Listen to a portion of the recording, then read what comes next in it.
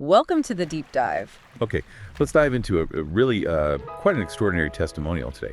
We're looking at functional restoration and why sometimes dedicated movement training achieves what surgery can't quite finish. Our source is a story about Mike. He's a 65-year-old former firefighter working with a sweat instructor named Carla. Yeah, it's a powerful story of resilience, but the context is really important here. Mike's entire career, his life really depended on, serious physical strength. Firefighting demands that. But he had this terrible accident, fell through a roof, fighting a fire, ended up having 11 back surgeries. 11. 11 surgeries, wow. And when he started with Carla's sweat classes, this specialized training, he wasn't in a good place physically, right? Not at all. He was actually using a walker. His ability just to walk was declining, even after all those medical interventions. That's the baseline we need to understand. We're talking about someone whose identity was tied to being physically capable, a hero, really. And now he's losing basic mobility, using a walker. That's got to be devastating, not just physically, but mentally. That loss of pride, capability. Exactly. And what's interesting is the commitment involved here. This wasn't a quick fix. Mike goes to Carla's classes 4 days a week, Monday, Wednesday, Friday, and Sunday. And he's been doing this for over a year. He actually starts his testimonial saying, let me read it here.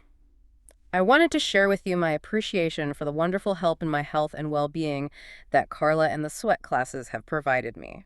4 days a week for over a year. That's serious dedication. It has to be. Complex recovery like this, it's not just about tissue healing. It's about rebuilding how the brain talks to the muscles, those neural pathways, muscle memory, that consistency, that frequency. That's what builds real, lasting stability. So, okay, the commitment's there. But what about the results? What did Mike actually experience? Well, he apparently expressed genuine shock at the improvement he saw in his lower body, his legs, his hips, what he called his lower extremity use. Think about that. 11 surgeries didn't restore that function, but this consistent, targeted movement training did. It really makes you wonder, doesn't it? When the medical fixes hit a plateau, what comes next? Right, and that's where we look at these functional milestones, these steps that show independence is coming back. Mike's journey maps this out perfectly, chronologically. Okay, so walk us through it. He started with the walker. Yep, walker first. Then, after about 6 months of consistent work, he was able to move to using a cane again. Okay, so ditching the walker for a cane. That's a big step up in terms of balance and core support needed. A huge step. But the real marker, the thing that tells you functional strength, is back. It's the detail about the pool.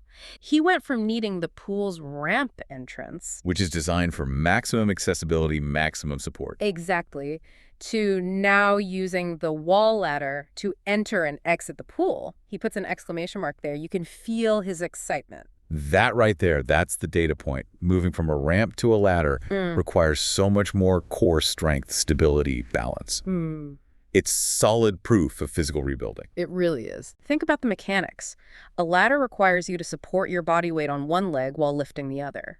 It demands serious core stability to manage that weight shift, plus significant hip flexion.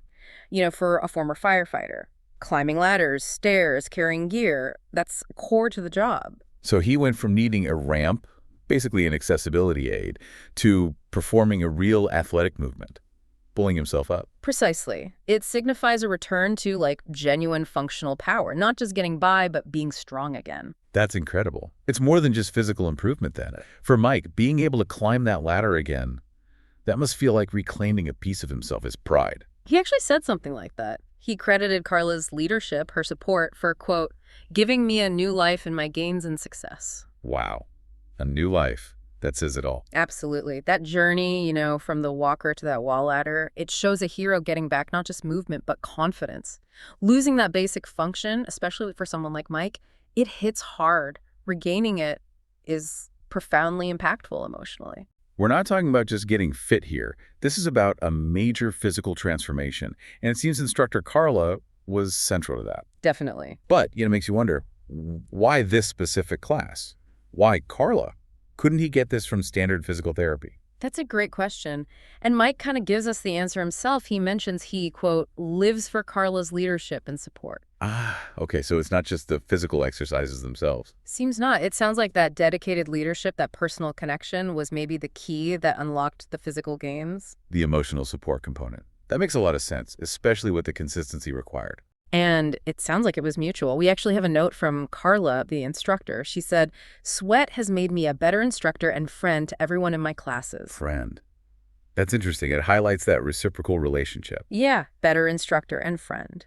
It suggests the success wasn't just Mike's effort or Carla's plan, but something they built together. Right. And if you think about it, facing something huge, like recovering from 11 surgeries, having an instructor who's also a trusted friend, that could absolutely be the difference maker. It provides accountability, maybe, trust.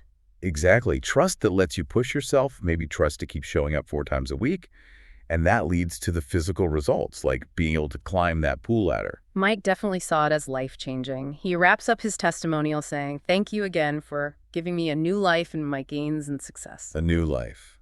That's powerful phrasing. It really speaks to the depth of the transformation. It does. And it connects back to this idea of success, right? It's often not about, having an easy path or avoiding challenges. It's measured by those concrete steps forward against the challenges. Mike moving from point A, the walker in the ramp, to point B, the cane in the ladder. Those are the real markers. So listening to this, what should you take away?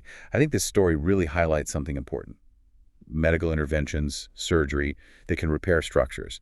But often, it's that consistent, personalized, functional movement that truly restores capability, day-to-day ability. Right, and it leaves us with a pretty provocative thought, doesn't it?